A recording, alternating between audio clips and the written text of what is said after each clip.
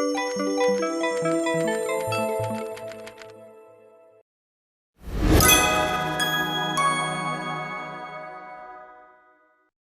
everybody. Adam Parks here with another episode of Receivables Roundtable. Today, I'm here with my longtime friend, Mark Lesinski, who is with Landmark Strategy Group. How are you doing today, Mark? Doing great, Adam. Thanks for having me today. Absolutely. Mark and I are going to talk a little bit about the industry today and how the industry needs to be portraying itself going forward, demonstrating all the great things that we do as an industry for our local communities and kind of bringing that into perspective, because Mark is one of those guys who's been actively engaged across his local community for so many years, but was also one of the guys who was too humble to actually go out there and talk about it. And so I think this is a perfect example of those types of things that we need to be doing as an industry to make sure that everybody understands how the receivables management industry directly impacts our local communities. But to kind of kick it off here today, Mark, for anybody who's not familiar with you, could you tell everybody a little bit about yourself and how you got to the seat that you're in today? Sure. My name's Mark Lesinski. I'm currently with Landmark Strategy Group as the Director of Business Development.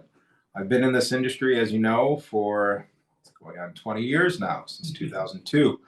Started as a collector with a large group in Western New York, Creditors Interchange, and started my first agency about 2 years after that, so 2002.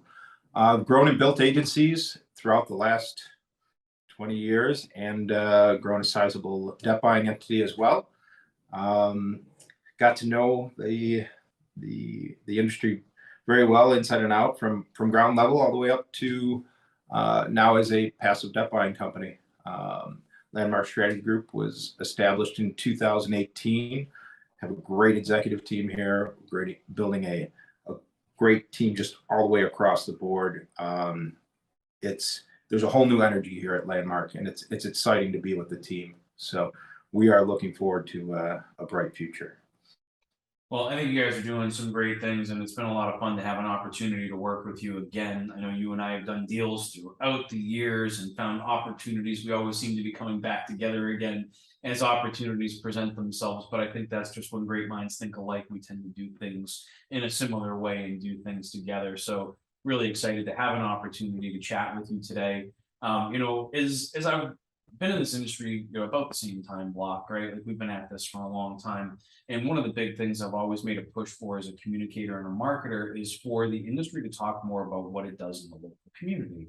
And so, like, as you and I have worked together through the years, I want to say it was more than a few years ago now. I'd like to pretend it was like 2 or 3, but it's probably more like 6 or 7 years ago that we were having a conversation, and we were talking about, like, what do we want out of life? Right. And this was, not really an industry conversation, but talking about ourselves as individuals. And you were the first person who kind of had mentioned to me that you had this kind of methodology for what you were trying to accomplish as an individual in life. And it was the first time that I really was like, wow, all right, like, I feel like I'm just floating through life here, looking at various opportunities and growing myself and trying to just be a good person. But you were the first person I talked with that had really put that in some really specific goals in terms that you had written down and were starting to live by. Can you tell everybody a little bit about what that all meant to you? Sure. And I do remember that conversation. It was a great conversation we had. It was pre-COVID. Like so it was regarding just goals, personal goals, business goals, community goals. Just compartmentalizing everything in my life was the way that I was looking forward. On the volunteering side, just to cover that, because I know that's the main topic, it's been part of my ethos for going on over 11 years. I started that journey with the Buffalo City Mission. Every Wednesday, I would serve both the community and the residents of the Buffalo City Mission. I would be a dinner serving, and just a great way to be boots in the ground and get to know your community, get to know the volunteers, get to know the program. And it's just, I don't know, I just can't describe it. You have to be there. You have to get involved. You have to see, the impact that it really makes of something of 2 to 3 hours of your week, which you carve out that you're dedicated to serving your community. It's selfishly there, you get rewards internally, but just what it does overall globally, it's wonderful. It's a great feeling. And you get to meet just wonderful people in the organization. You get to meet the community, both the residents and the community that comes in. We have 2 servings. One is at 5 o'clock. That's for the internal residents. It's a rehabilitation program for residents that stay within the program. And then we open the doors at 6 for a full community dinner. And it's cool. You see new people all the time. It's a great thing to be involved in. So did that for 11 years, and then we led up to COVID.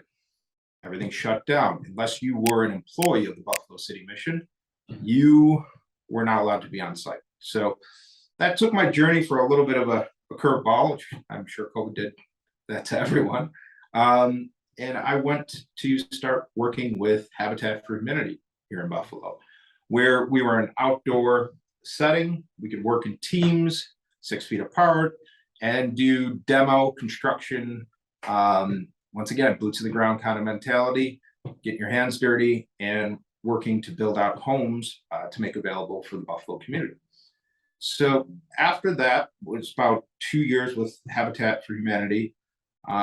Graduated into Western New York Feedmore, which is an outstanding organization. They encapsulate both Feedmore, the warehouse who prepares all of the food and the events here in Western New York.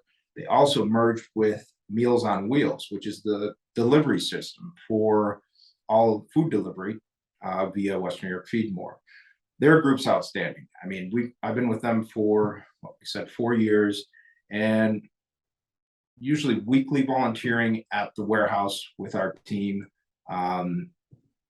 and monthly events. They have monthly events such as we just completed the Buffalo Wing Fest, which was a great chicken wing festival here in Buffalo. We're known for that. And percentage of the ticket sales went to Feedmore to help fill up the foundation. Great fundraising event, great people again. I just can't get over it. There's such a difference in when you get involved and you're actually in the streets, in the warehouse, in the community. Other than I've done fundraising, I've done donations. It's different than writing a check. Getting out and getting involved in your community is just such a different, you're engaged with people that you would probably never meet before. It's a positive experience. I recommend anybody trying it. I think it's something that's added some depth to my life, and it's really been just all the way through a great experience.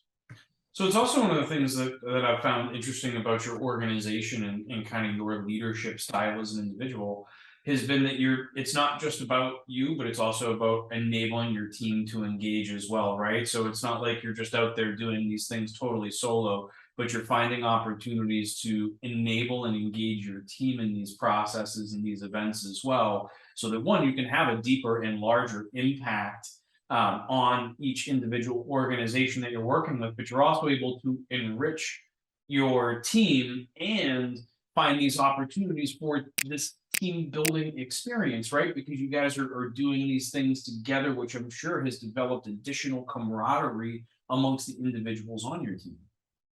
It definitely has. It's been adopted by our culture here at Landmark, and the employees have not hesitated to pitch in, join on the events, join at the warehouse packouts. There was just an event we did where we did a book bag back to school warehouse pack out. So we packed 20 pounds of food goods, which would be placed in book bags and then distributed to schools for children that this was new to me. So the life cycle inside of the schools they're provided food Monday through Friday, and we put that in our rearview mirror on Friday when the bell rings, and don't know that there are some kids that go home and they don't have food at home. So what we try and do is we take that and we provide a full backpack with food. It is done in a way with the administration at the school, where they drop it off, the kids take it home, and they have meals for the entire weekend. And not a lot of people know that that's a real problem. That's something that people face daily. So to be able to help provide for that was also just another amazing experience.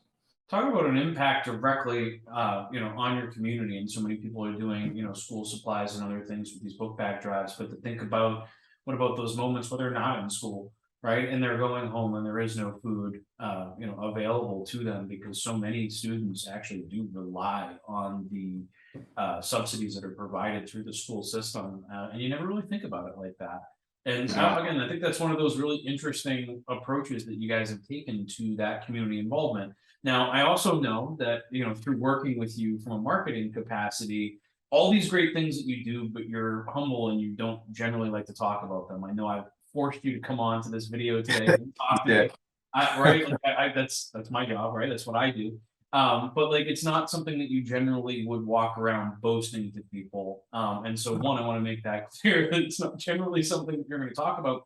But I think it also illustrates a really important point on behalf of an entire industry, because there's a lot of people like you across the industry that are actively engaged in their community, that are having a real impact on people's lives, but are too humble to talk about it, right? They don't want me writing articles and press releases and creating video content and social media posts and all of this about the things that they're doing, because they're not doing it for that purpose. But I do think it's incredibly important that the industry talk about these things, because otherwise all of the news about us is negative. And if we're not willing to talk about all the great things that we do in our local communities from a national scale, all the people that we help, how many people have you helped to, improve their credit scores, or fix personal financial problems, or teach them about financial literacy, or all the other things that you do in the community? But none of us ever talk about those things, right? It's just things that we do because that's who we are as people. And so if I get the audience to walk away with one thing today, it's to understand that it may not be comfortable to talk about these things. And it's not necessarily about boasting or saying, look at me, look at me. It's about establishing for the rest of the world who we are as individuals, Great. and that the receivables management industry is made up of people, right? People that are actively engaged in our communities and are supporting those that don't have food, or supporting those that have needs. And not only are we providing employment and balancing interest rates and all the things that we talk about with regulators and legislators through the years, but how about the actual local impacts that we're able to have? Yeah, I mean, it's built off the positive momentum. We do have a lot of negativity that surrounds the industry, and you had mentioned at the RMAI summit this year. We already know that majority of the businesses in our industry are actively involved with the community. Let's socialize that. Let's put it up.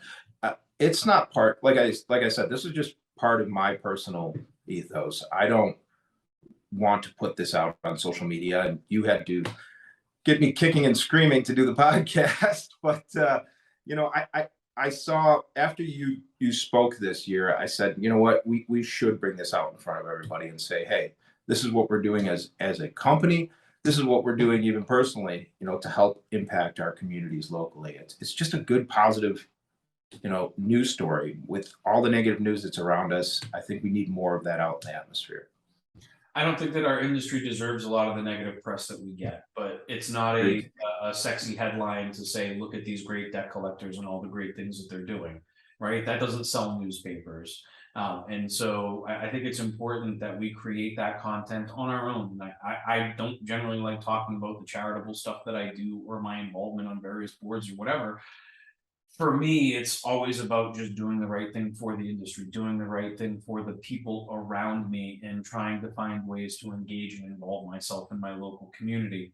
But it's one of those things that, and some of the greatest organizations of the space, like yourself, are the ones that I have to grab kicking and screaming, bring them out here and put them in the spotlight and make them talk about themselves a little bit. Because if we don't do it, who's going to talk about us? Who's going to have these conversations about all the great things that we do and how engaged we are? I mean, just in the few minutes that we started talking about this, you had mentioned, 4 or 5 different charities that you've been involved with. And I know, knowing you personally as long as I have, that's just the tip of the iceberg. I mean, we're just talking about those things that are above the waterline in the past couple of months. And that doesn't go through your last 20 years of all the different things that you've been doing in the local community, all the jobs that you've provided, all the opportunity for people that you've created.